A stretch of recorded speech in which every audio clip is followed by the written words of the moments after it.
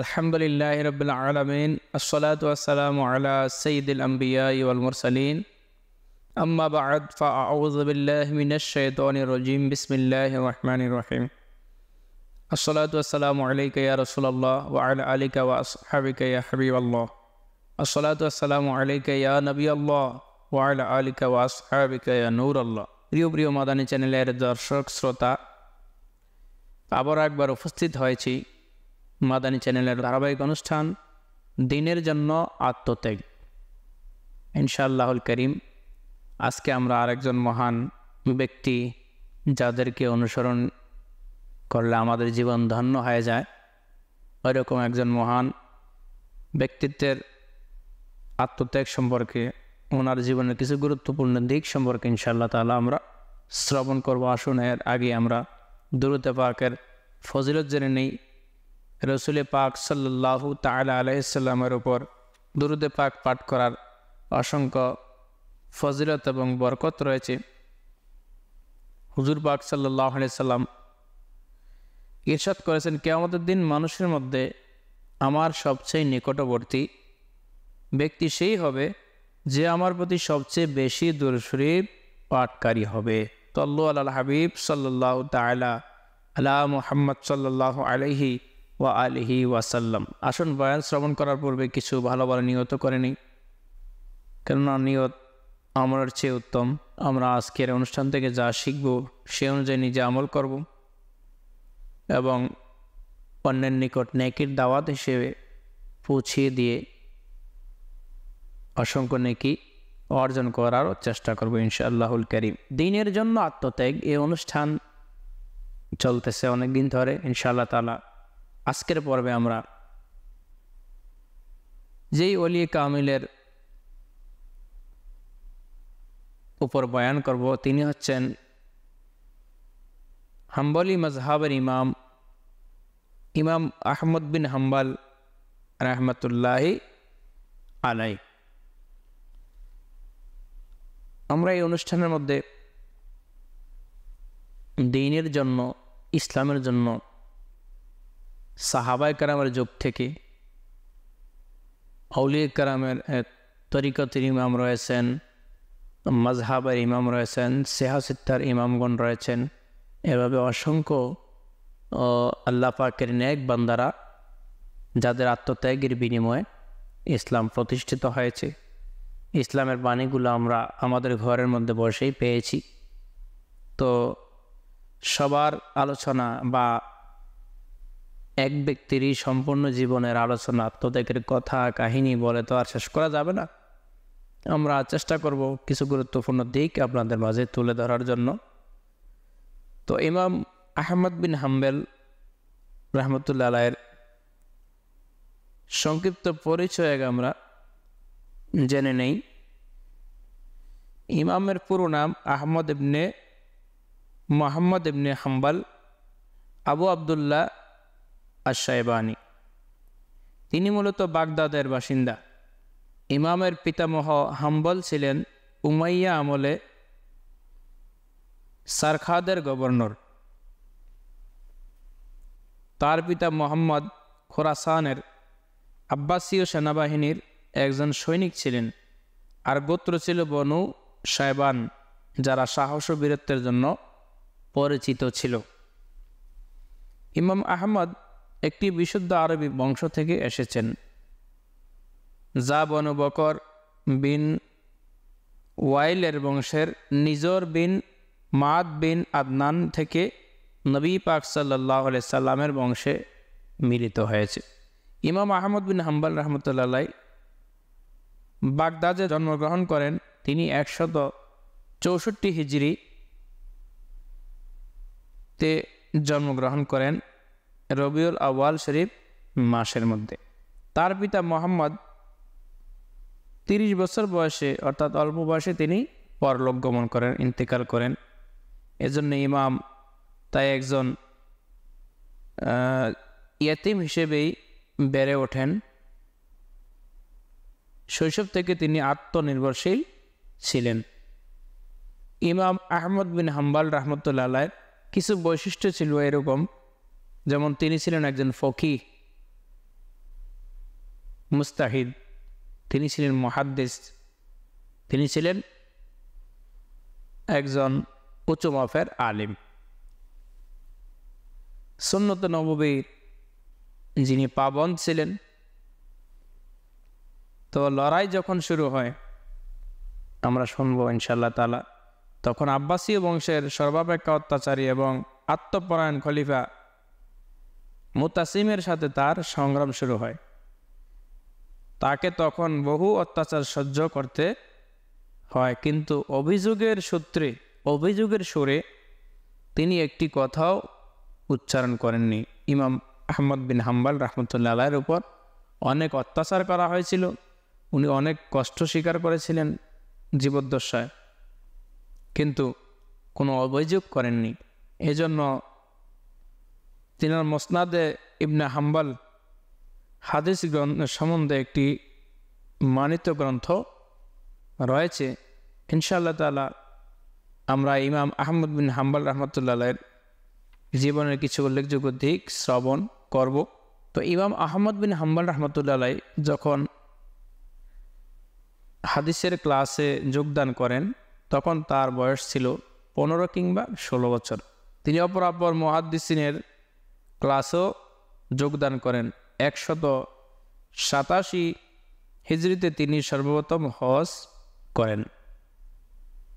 তিনি দ্বিতীয়বার হজ করেন 101 হিজরিতে। এভাবে তিনি সর্বমোট 5 বার হজ করেন। তিনি রাহমাতুল্লাহ আলাইহি নিজে বলেন যে আমি 5 বার হজ করি, তন্মধ্যে 3 বার পদব্রজে হজ করি, অর্থাৎ 3 বার তিনি পায়ে হেঁটে হজ করেছিলেন। তিনি বলেন, আর আমার প্রত্যেক হজে মাত্র 20 দিরহাম খরচ হয়। তিনি পদব্রজ হজ করার সময় এক আশ্চর্য ঘটনা ঘটে যায়। তিনি পথ ভুলে যান। তখন তিনি কি করতেন? হাদিসের টুকরা পড়তে শুরু করেন। যখন পথ ভুলে যেতেন, হাদিসে কারিমা পড়া শুরু করতেন, ইতিমধ্যে তিনি আবার পথ পেয়ে যেতেন। সুবহানাল্লাহ। রাসূল পাক সাল্লাল্লাহু আলাইহি সাল্লামের হাদিসে মুবারাকার বরকতে তিনি সঠিক পথ আবার পেয়ে যেতেন। এভাবে ইমাম আহমদ বিন হাম্বল রাহমাতুল্লাহ আলাইহির কিছু ওস্তাদও ছিল যাদের থেকে তিনি জ্ঞান অর্জন করেছেন। যেমন এদের মধ্যে রয়েছে বশর বিন ফজল, ইসমাইল বিন আলিয়া, সুফিয়ান বিন আনিয়া, জারির বিন আব্দুল হামিদ, ইয়াহইয়া বিন সাঈদ বিন আল কাত্তান, আবু দাউদ, আব্দুর রাজ্জাক প্রমুখ। আরও অসংখ্য ওস্তাদ তার ছিল। এভাবে কিছু শাগির্দ ছিল, ছাত্রের সংখ্যা অনেক ছিল। তার মধ্যে বিশিষ্ট কতিপয়ের নাম আমি উল্লেখ করার চেষ্টা করছি। আবু বকর আল আসআম, হারবুল করমানি, হাম্বল বিন ইসহাক ইত্যাদি।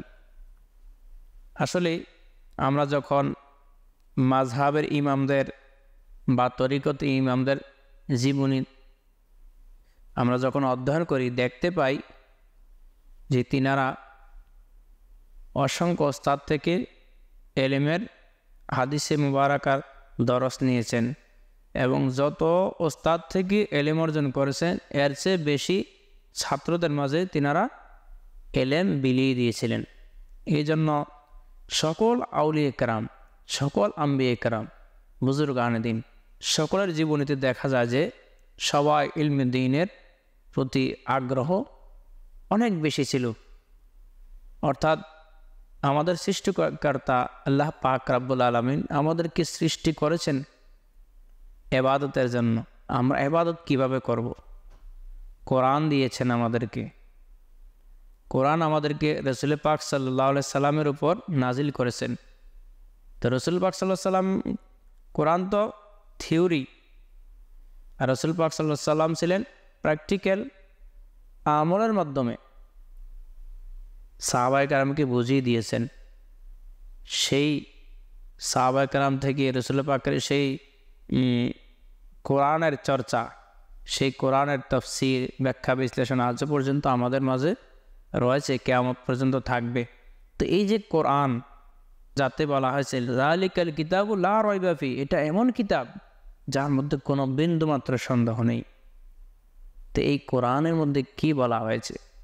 আল্লাহ পাক বলেছেন, ওমা ইয়ানতিকু আনিল হাওয়া ইন হুয়া ইল্লা ওয়াহয়ু ইউহা, যে আমার রসুল নিজ থেকে কোনো কথা বলেন না, আল্লাহ পাকের পক্ষ থেকে যা ওহির মাধ্যমে নাজিল হয় তাই নবীজি বলেন।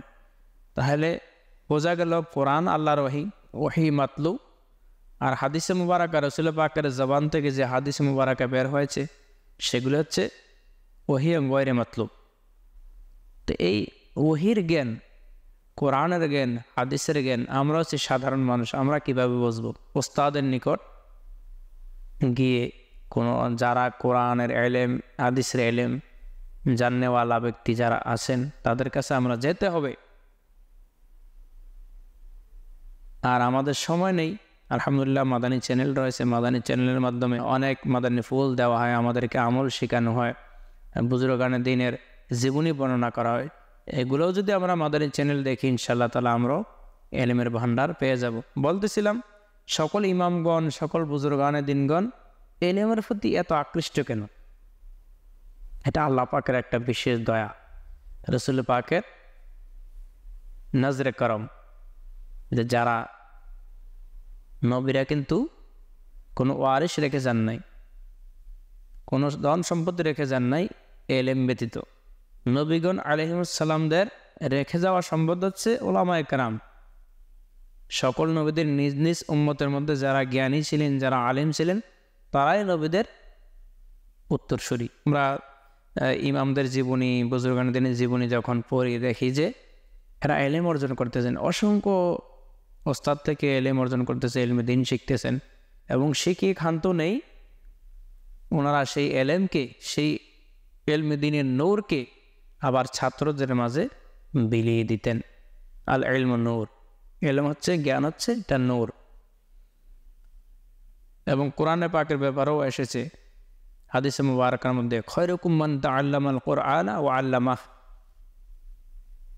যে ওই ব্যক্তি উত্তম যে নিজে কোরআন শিখে অপরকে শিক্ষা দেয়।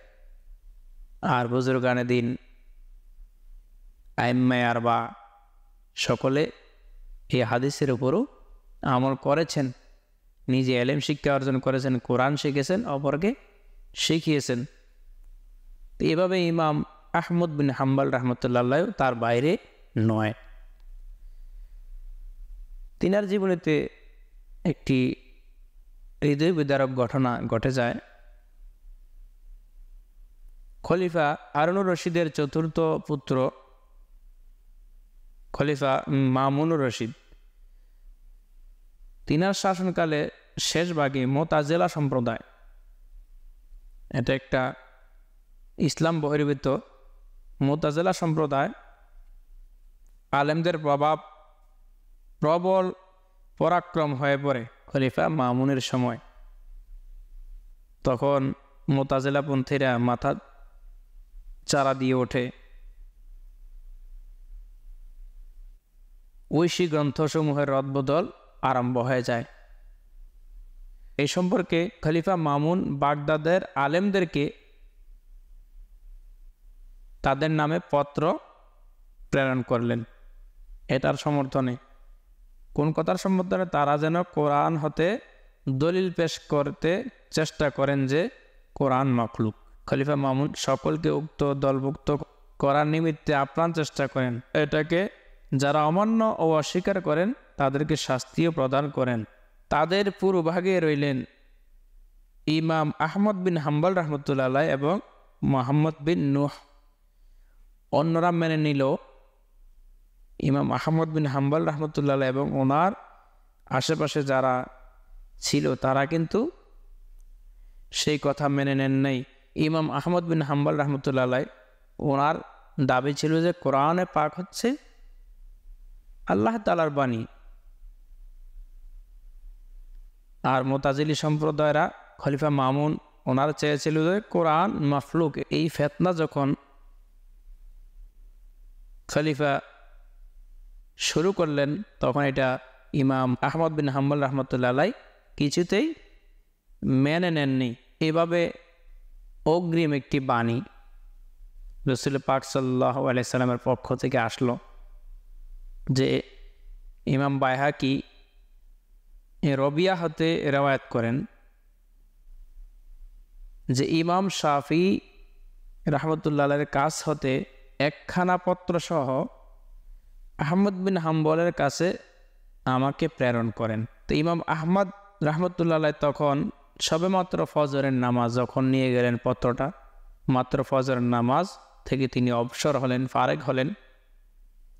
এমন সময় আমি তার খেদমতে হাজির হলাম। ইমাম বাইহাকি বলতেছেন, আমি পত্রটি তার হাতে অর্পণ করলাম। তিনি পত্রটি হাতে নিয়ে বললেন, আপনি কি তা পাঠ করেছেন? বললেন যে আমি পাঠ করিনি। এই কথা বলবার পর তিনি পত্রটি পাঠ করতে লাগলেন। পত্র পাঠ করে তার চোখ থেকে অশ্রু বের হতে লাগলো। আমি যখন এটার কারণ জিজ্ঞাসা করলাম, আপনি কেন কাঁদতেছেন? তখন তিনি বললেন, ইমাম শাফি রহমতুল্লাহ আলাইহি লিখেছেন এই পত্রের মধ্যে আমাকে যে তিনি রাসূল পাক সাল্লাল্লাহু আলাইহি সাল্লামকে স্বপ্নে দেখেছেন। ইমাম শাফিকে রাসূল পাক সাল্লাল্লাহু আলাইহি সাল্লাম স্বপ্নের মধ্যে বলতেছেন, ইমাম আহমদের কাছে আমার সালাম বলবে, আর তাকে এটাও জানিয়ে দিবে যে অনতিবিলম্বে খুব শীঘ্রই একটা মুসিবত, একটা ফিতনা, একটা মহাপরীক্ষা তার উপর পতিত হবে। খবরদার সে যেন এটা স্বীকার না করে। এটার পুরস্কার স্বরূপ খোদা তাআলা তার ইলমকে কিয়ামত পর্যন্ত বাকি রাখবেন। সুবহানাল্লাহ। তো রাসূল পাক সাল্লাল্লাহু আলাইহি সাল্লামের বাণী মোবারক অক্ষরে অক্ষরে সত্য হয়েছে। কেননা আজও ইমাম আহমদ বিন হাম্বল রহমতুল্লাহ আলাইহির ইলম এর চর্চা হচ্ছে সারা বিশ্বের মধ্যে। যারা হাম্বলি মাযহাবের অনুসারী রয়েছেন তারা কিন্তু ওনার মাযহাবের উপর আমল করতেছেন, ওনার জীবনী নিয়ে আলোচনায় তারা মত্ত রয়েছেন। এভাবে ইমাম আহমদ বিন হাম্বল রহমতুল্লাহ আলাইহির যে পথ, মাযহাব, পদ্ধতি, সেটা আজ পর্যন্ত ছড়িয়ে আছে এবং কিয়ামত পর্যন্ত থাকবে। তো রবিয়া বলেন, আমি ইমাম আহমদকে এ সম্বন্ধে সুসংবাদ প্রেরণ করলাম। তিনি নিজ জামা ইমাম শাফিকে দেওয়া নিমিত্ত আমায় দিয়েছিলেন, দেওয়ার জন্য। আমি এটা নিয়ে মিশরে ফিরে আসলাম। তখন ইমাম শাফির কাছে আমি সেই জামার কথা উল্লেখ করলাম। তিনি বললেন, জামা দ্বারা আমার আর কোনো প্রয়োজন নেই, কিন্তু এটা ভিজিয়ে আমাকে ওটার পানি দিয়ে দিন, আমি এটার দ্বারা বরকত লাভ করব। ইমাম আহমদ বিন হাম্বলের সময় সমস্যা হয়েছিল, কোরআন কি মাখলুক নাকি অন্য কিছু? কোরআনকে কি সৃষ্টি করা হয়েছে না কোরআন আল্লাহর বাণী? এভাবে অনেক সূক্ষ্ম একটি মাসালা রয়েছে। এটা নিয়ে মুতাজিলাদেরকে ইমাম সাহেবের সম্মুখে পদক্ষেপে হতভম্ব হতে দেখে খলিফা বারবারই বলেছিলেন, হে ইমাম আহমদ বিন হাম্বল, আপনি যদি আমার সেই একটিমাত্র প্রশ্ন সম্বন্ধে একমত হন তবে আমি আপনাকে বিশিষ্ট বন্ধুরূপে গ্রহণ করব। কোনটি? ওই যে কোরআনকে মাখলুক বলেন, ইমাম আহমদকে বলেন। তিনি বললেন যে না, কোরআন মাখলুক নয়, কোরআন সৃষ্ট নয়, এটা মহান স্রষ্টার বাণী। তখন ইমাম আহমদ বিন হাম্বল রহমতুল্লাহ আলাইহি জবাব দিলেন, আল্লাহর কিতাব ও রসুলের সুন্নতের বাইরে আমি এক বিন্দুও অগ্রসর হতে রাজি নই। এই জন্য শেষ পর্যন্ত ওনাকে অনেক সাজা দেওয়া হয়েছিল, দৌড়া মারা হয়েছিল, অনেক কষ্ট দেওয়া হয়েছিল, যেটাকে বলা হয় খালকে কোরআন। এখানে বলা হয়েছে 833 খ্রিস্টাব্দে আব্বাসীয় খলিফা আবুল আব্বাস আল মামুন কর্তৃক প্রতিষ্ঠিত ধর্মীয় নিপীড়নের যে সময়টা, ওই সময়টাকে বোঝানো হয়েছে মিহুনা দ্বারা। ওই সময়ের মধ্যে ইসলামিক পণ্ডিতদের শাস্তি, কারারুদ্ধ, এমনকি হত্যা করা হয়েছিল যদি না তারা সেই সময় কিছু লোকের দ্বারা স্বনির্মিত এবং মিথ্যা আল মুতাজিলা ধর্মতত্ত্বের সাথে সম্মত না হতেন। এভাবে ইমাম আহমদ বিন হাম্বল রহমতুল্লাহ আলাইহি অনেক কষ্টের সম্মুখীন হয়েছিলেন। ইনার জীবনের মধ্যেও এটা একটা আত্মত্যাগের নামান্তর ছিল। সঠিক কথা থেকে, সঠিক বার্তা থেকে এক চুল পরিমাণও পিছ পা হব না। ইমাম আহমদ বিন হাম্বল রহমতুল্লাহ আলাইহি উনি এমন এক ব্যক্তি ছিলেন যার সম্পর্কে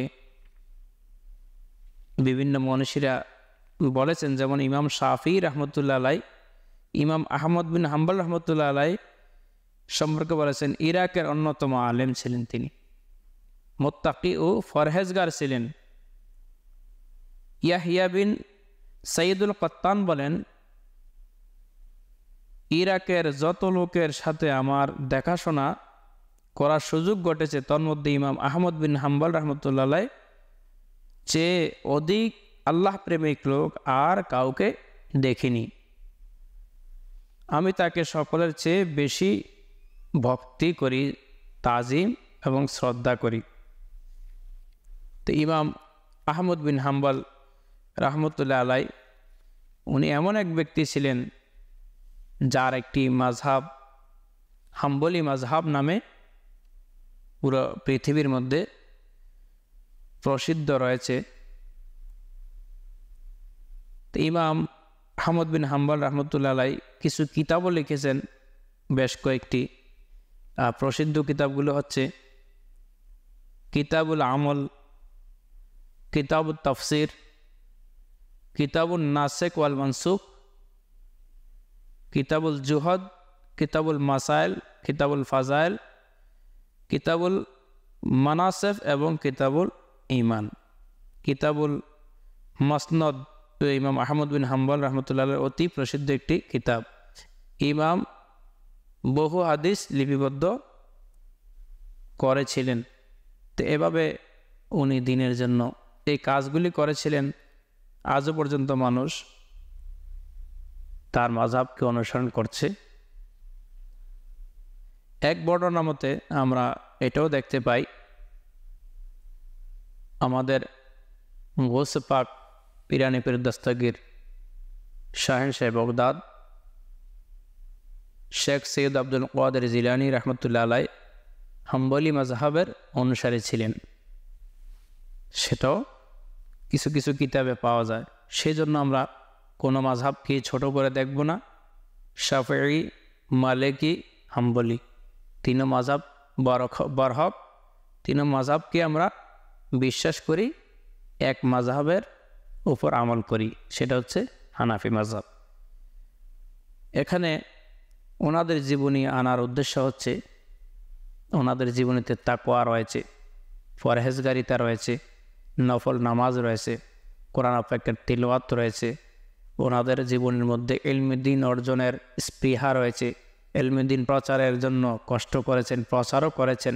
এভাবে যেই ইলমে দ্বীনের খেদমতে যে সময় ওনারা ত্যাগ করেছেন দ্বীনের জন্য, তো এখান থেকে আমাদের শিক্ষণীয় রয়েছে।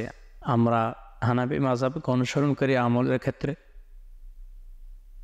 আর আমরা কিছু আমলের ক্ষেত্রে, কিছু আকায়েদের ক্ষেত্রে যেগুলি সকল মাযহাব একমত, যেমন রাসূল পাক সাল্লাল্লাহু আলাইহি সাল্লামের তাজিম, ইজ্জত, সম্মান সব মাযহাবেই একই রকম।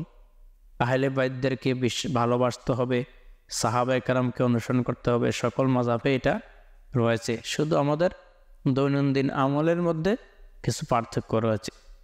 ইমাম আহমদ বিন হাম্বল রহমতুল্লাহ আলাইহি দ্বীনের জন্য আত্মত্যাগ যা করেছেন, যে কষ্ট করেছেন, দৌড়া খেয়েছেন, কারাবদ্ধ ছিলেন, তারপরও সত্যের উপর প্রতিষ্ঠিত ছিলেন। অনেক ওলামায়ে কেরাম, অনেক বুজুর্গানে দিন, সাহাবায়ে কেরাম, আহলে বায়ত, আতহার, অনেকের জীবনী আমরা এই পর্যন্ত শুনেছি, পড়েছি, বুঝেছি।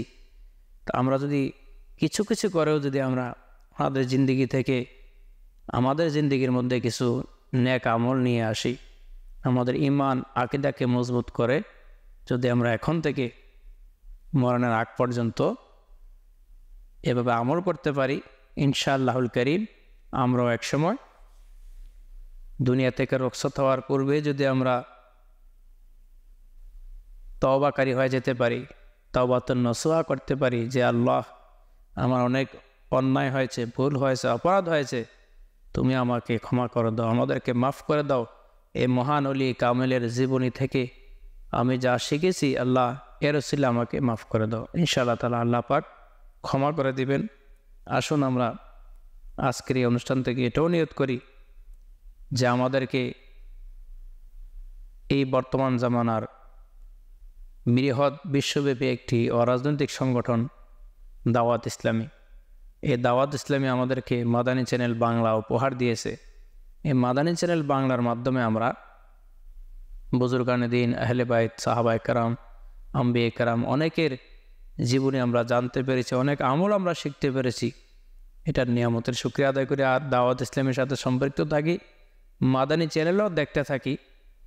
আর আপনার শহরে, আপনার এলাকায় দাওয়াত ইসলামী কোথায় রয়েছে, মাদানী চ্যানেল কোথায় রয়েছে, তাদের সাথে যোগাযোগ করে আমরা আমাদের সন্তানদেরকে দাওয়াত ইসলামের মাদ্রাসায় ভর্তি করে দিই, বা আমাদের আপনজনদেরকে এই মাদানী চ্যানেল এবং দাওয়াত ইসলামের দাওয়াত দিই। ইনশাআল্লাহ তাআলা আপনার আমার উসিলায় যদি কেউ ভালো পথে এসে যায়, ভালো আমলের দিকে চলে আসে, তাহলে এটার যা এটার প্রতিদান আমরা দুনিয়াতেও পাবো, আখিরাতেও পাবো। আল্লাহ পাক আমাদেরকে বুঝার, আমল করার তৌফিক দান করুন।